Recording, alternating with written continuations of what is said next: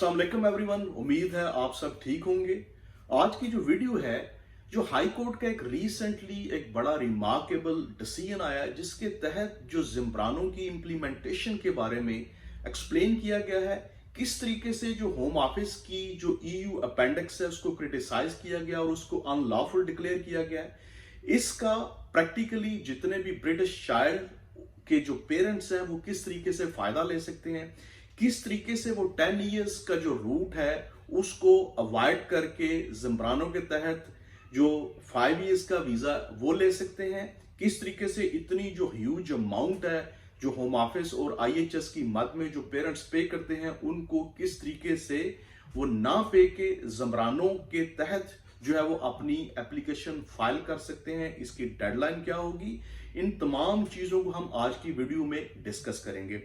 And तक मेरे साथ रहिएगा। बड़ी इंपॉर्टेंट ये जो जजमेंट है और इसके अंदर बड़ा जो जबरदस्त किस्म का डिसीजन किया गया है। बेसिकली इसकी डिटेल में जाने से पहले मैं थोड़ा सा जिम्ब्रानो का आपको बैकग्राउंड बताना चाहता हूं। बेसिकली रुइज जिम्ब्रानो एक जजमेंट थी जिसके तहत ये डिसाइड किया गया था कि कोई भी जो ब्रिटिश चाइल्ड या यूरोपियन यूनियन के अंदर रहते हुए किसी भी यूरोपियन कंट्री का जो चाइल्ड जब बॉर्न होता है और अगर उसके पास उसकी नेशनैलिटी है उस कंट्री की, अगर उसके पेरेंट्स को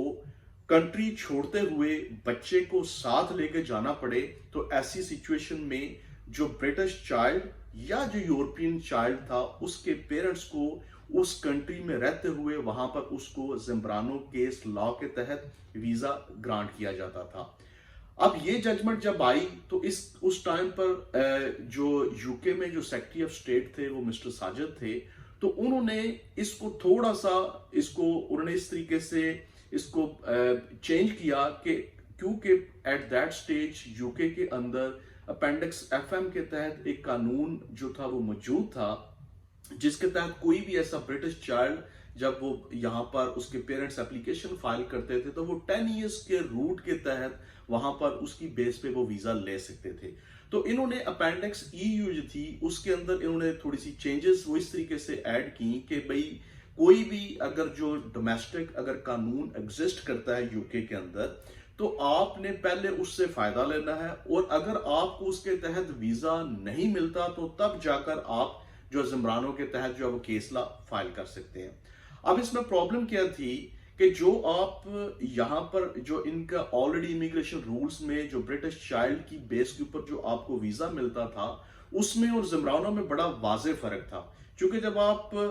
यहाँ पे जो ऑलरेडी जो इनके रूल्स एग्जिस्ट करते थे आप अगर उसके तहत वीजा लेते थे तो आपको इनिशियली 2.5 इयर्स का वीजा मिलता था और आपको ये टूवर्ड्स 10 इयर्स सेटलमेंट रूट में आपको ऐड किया जाता था। अब उसके नतीजे में क्या होता था कि आपको इनिशियली 2.5 इयर्स का वीजा मिलता था, फिर आपको उसको 4 टाइम एक्सटेंड करवाना पड़ता था और 10 इयर्स पूरे करके तो फिर जाके आप इंडेफिनिट लीव टू रिमेन के लिए क्वालिफाई करते थे।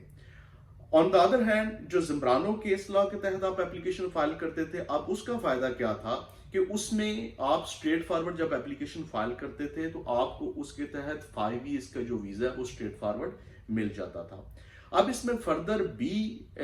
जो अगर इसकी फी की बात की जाए तो जो होम ऑफिस की फी जिम्ब्रानो के केस में मुकम्मल तौर पर without paying any home office fees आप इस एप्लीकेशन को फाइल कर सकते थे,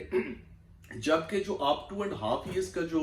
वीजा था जो कि टूवर्ड्स 10 इयर्स सेटलमेंट रूट जिसको हम कहते हैं उसके तहत आपको होम ऑफिस फी प्लस आईएचएस चार्जेस दोनों जो फी हैं वो पे करनी पड़ती थी। तो अगर सिंपली एक एप्लीकेंट जब ये फाइल करता था ब्रिटिश चाइल्ड की बेस के ऊपर अपनी एप्लीकेशन तो उसको अगर आज की बात की जाए तो होम ऑफिस की जो फी है वो 1052 पाउंड और 20 पेंस और 1560 पाउंड जो है वो आईएचएस चार्जेस हैं, जो कि ज्वाइंटली अगर मिला के देखा जाए तो एक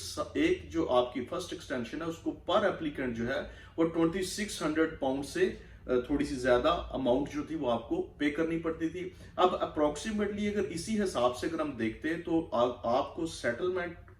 के तक पहुंचते पहुंचते 10 इयर्स के अंदर और प्लस फिर इंडेफिनिट लीव टू रिमेन की जो फी है वो पे करते हुए ये आपको 12,000 पाउंड से ज्यादा कॉस्ट करती थी। अब ये इतना जो महंगा रूट था इसको इन्होंने अप्लाई करवाया पेरेंट्स के ऊपर, जिसको अभी जो रिसेंटली जो जजमेंट आई है हाई कोर्ट की, उन्होंने इसको कहा है कि ये अनलॉफुल है कि अगर कोई भी जो शख्स है वो अगर जिम्ब्रानों के तहत क्वालिफाई करता था, अगर उसका ब्रिटिश चाइल्ड था और अगर वो प्रूव कर देता था कि भाई अगर उसको वीजा नहीं मिलता तो उसके बच्चे को भी बैक उसके जो होम कंट्री या पेरेंट है उसके साथ ट्रैवल करना पड़ेगा, तो उस सिचुएशन में आपको उसको जिम्ब्रानों के तहत जिसने भी अप्लाई किया था आपको उसको रिफ्यूज करने की बजाय आपको उसको वीजा ग्रांट करना चाहिए था। अब इस सिचुएशन में इन्होंने जब भी कोई भी होम ऑफिस में कोई एप्लीकेशन फाइल की जाती थी तो उसके नतीजे में जितनी भी एप्लीकेशन थी वो रिफ्यूज कर दी जाती थी, या अगर किसी के पास ऑलरेडी जो वीजा मौजूद होता था, जैसे बहुत सारे लोगों ने 7 इयर्स की बेस के ऊपर जो थे वो वीजे उनको मिल गए थे, ऑल्दो कि उनके बच्चे ब्रिटिश नहीं थे, लेकिन लेटर ऑन जब उनके बच्चे जब 10 इयर्स की अपनी रिक्वायरमेंट पूरी करते हुए जब ब्रिटिश नेशनैलिटी ले ली, तो बहुत सारे लोग जब जिम्ब्रानों के तहत एप्लीकेशन करते थे तो उसको होम ऑफिस यूजली रिफ्यूज कर देता था,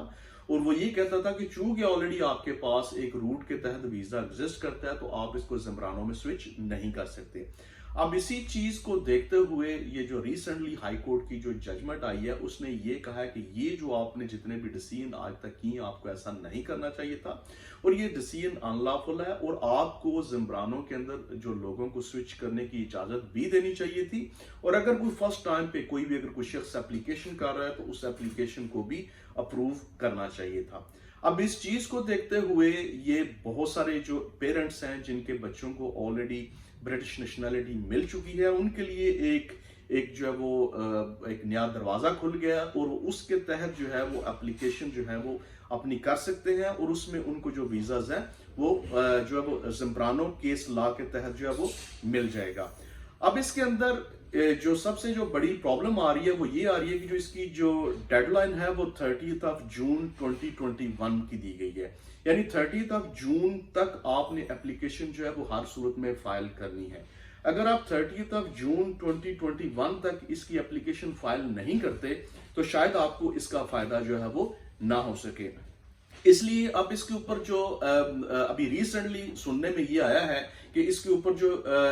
जजमेंट आई है इसके ऊपर फर्दर एक हियरिंग होने जा रही है या हो गई है, मुझे उसकी एग्जैक्ट डेट का नहीं पता, तो उसके तहत वहां पे ये रिक्वेस्ट की जा रही है कि ये जो इसकी जो डेट है 30 जून की, इस डेट को एक्सटेंड किया जाए ताकि जो इतना कम जो शॉर्ट टाइम पीरियड है इसके तहत बहुत सारे जो लोग हैं वो एप्लीकेशन अपनी फाइल नहीं कर पाएंगे। इसके ऊपर डेफिनेटली जो भी इसके ऊपर अपडेट आएगी मैं डेफिनेटली आपको इसके ऊपर जो है वो जरूर बताऊंगा, लेकिन एट दिस स्टेज जितने भी पेरेंट्स अगर वो समझते हैं कि अगर वो उनके ब्रिटिश चिल्ड्रन है, अगर उनका ब्रिटिश चाइल्ड है तो उसकी बेस के ऊपर वो जिम्ब्रानो के तहत इस न्यू जजमेंट के तहत एप्लीकेशन अपनी इमीडिएटली जो वो फाइल कर सकते हैं। मैं उनको रिकमेंड करूंगा कि 30 जून का जो टाइम पीरियड है ये बड़ा शॉर्ट है, इसलिए जितना आपके पास इमीडिएटली अपने सोलिसिटर से या किसी भी जो लीगल रिप्रेजेंटेटिव्स हैं उनके साथ कांटेक्ट करके इस एप्लीकेशन को फाइल करें, ताकि इसका आपको फायदा क्या होगा, एक तो आपको स्ट्रेट फॉरवर्ड इसके तहत 5 इयर्स का जो है वो वीजा मिल जाएगा, और बहुत सारे लोग इसके तहत इंडेफिनिट लीव टू रिमेन के लिए भी क्वालिफाई करते हैं, लेकिन डिपेंडिंग ऑन सर्कमस्टांसेस। और अगर आप 30 जून से पहले एप्लीकेशन फाइल कर देते हैं तो उसके बाद अगर इसकी एक्सटेंशन नहीं भी होती तो तब भी आपको फायदा हो सकता है जो इसकी डेट की जो एक्सटेंशन है, लेकिन हम वी आर क्वाइट होपफुल कि शायद इसके ऊपर जो है शायद कोई ना कोई डेट जो है वो एक्सटेंड हो जाए। इसलिए आपके पास ये गोल्डन अपॉर्चुनिटी है कि अगर आपके पास 2.5 इयर्स का वीजा ऑलरेडी एग्जिस्ट करता है और आपके British child at this stage अगर कोई है और अगर आप उसके फुल टाइम केयर हैं तो आप जिम्ब्रानो के केस के तहत अपनी एक्सटेंशन जो है वो स्ट्रेट फॉरवर्ड बजाय 10 इयर्स रूट के 5 इयर्स रूट में आप चले जाएंगे, और इसके ऊपर कोई भी होम ऑफिस की जो फी है वो पे करने की जरूरत नहीं है। अच्छा, इसमें ये भी सुनने में आ रहा है कि ये जो जजमेंट है शायद इसके ऊपर जो होम ऑफिस है वो इसको चैलेंज भी करेगा, लेकिन ऑफ कोर्स उनको इसके लिए परमिशन की जरूरत होगी। अगर उनको ये परमिशन ग्रांट हो जाती है तो शायद होम ऑफिस जो है वो इसके ऊपर जितनी भी एप्लीकेशंस जाएं पॉसिबिलिटी है कि उसको होल्ड भी कर सकता है, लेकिन इसके ऊपर एट दिस स्टेज हमें कोई भी जो अपडेट है वो अवेलेबल नहीं है। आप मेरा चैनल देखते रहिएगा, कोई भी अगर इसके ऊपर फर्दर कोई अपडेट आती है तो मैं डेफिनेटली जरूर इसके ऊपर इन्फॉर्म करूंगा आप लोगों को। अब जो है वो सिंपली एट दिस स्टेज जो जजमेंट है ऑफ कोर्स वो एप्लीकेबल है, आप उसके तहत जो एप्लीकेशन कर सकते हैं। अगर उसके ऊपर कोई फर्दर कोई चेंजेस आती हैं तो वो विल सी इन फ्यूचर के क्या होता है, लेकिन इमीडिएटली जो है वो मेरा ख्याल है इसके ऊपर एप्लीकेशन आपको जरूर फाइल कर देनी चाहिए। बहुत सारे लोग हैं शायद उनके पास इमीडिएटली बहुत सारी डॉक्यूमेंटेशन नहीं भी होगी, फिर भी मैं रिकमेंड करूंगा कि जो भी आपके पास अवेलेबल डॉक्यूमेंट्स मौजूद हैं उसकी बेस के ऊपर एटलीस्ट जो 30th ऑफ जून से पहले एप्लीकेशन जरूर फाइल कर दें, ताकि अगर कोई डॉक्यूमेंटेशन ऑन लेटर स्टेज आपको प्रोवाइड भी करना पड़ता है तो वो आप ऑन लेटर स्टेज भी इसके ऊपर उनको डॉक्यूमेंट जो है वो प्रोवाइड कर सकते हैं। उम्मीद है आप को आज की वीडियो जो है वो पसंद आई होगी। आप जैसा जानते हैं कि होम ऑफिस का जो कानून है उसमें इमिग्रेशन के कानून में बड़ी तेजी से तब्दीली आती है। मैं ऑलवेज रिकमेंड करता हूं कि अगर आप इन तमाम कवानीन से ऑन टाइम अपडेटेड रहना चाहते हैं तो मेरे इस चैनल को जरूर सब्सक्राइब कीजिएगा। इसके साथ एक बेल आइकॉन है उसको भी जरूर प्रेस कीजिएगा। उसका आपको फायदा क्या होगा कि कोई भी अगर कोई नई चेंज आती है होम ऑफिस के पॉइंट ऑफ व्यू से इमिग्रेशन लॉ में, या कोई भी नई जजमेंट ऐसी आती है तो मैं उसके ऊपर प्रोग्राम करूंगा तो आपको इमीडिएटली उसके ऊपर वो अलर्ट मिलेगा। इससे आपको फायदा क्या होगा कि आप ऑन टाइम हर चीज के ऊपर अपडेटेड रहेंगे और उससे फायदा उठा सकते हैं। अपने दोस्तों के साथ इस वीडियो को जरूर शेयर कीजिएगा। अपना ख्याल रखिएगा। अल्लाह हाफिज।